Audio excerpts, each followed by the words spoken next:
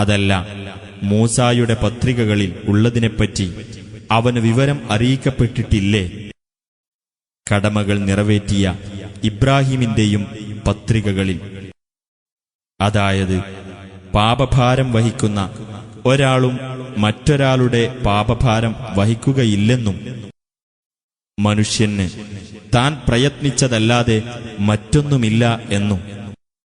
അവന്റെ പ്രയത്നഫലം വഴിയെ കാണിച്ചുകൊടുക്കപ്പെടും എന്നുമുള്ള കാര്യം. പിന്നീട് അവന് അതിന് ഏറ്റവും പൂർണ്ണമായ പ്രതിഫലം നൽകപ്പെടുന്നതാണെന്നും നിന്റെ രക്ഷിതാവിങ്കലേക്കാണ്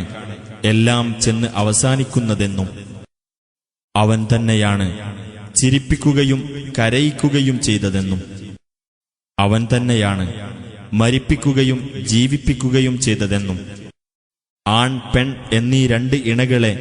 അവനാണ് സൃഷ്ടിച്ചതെന്നും ഒരു ബീജം സ്രവിക്കപ്പെടുമ്പോൾ അതിൽ നിന്ന് രണ്ടാമത് ജനിപ്പിക്കുക എന്നത് അവന്റെ ചുമതലയിലാണെന്നും ഐശ്വര്യം നൽകുകയും സംതൃപ്തി വരുത്തുകയും ചെയ്തത് അവൻ തന്നെയാണ് എന്നും അവൻ തന്നെയാണ് ശഅറ നക്ഷത്രത്തിന്റെ രക്ഷിതാവ് എന്നുമുള്ള കാര്യങ്ങൾ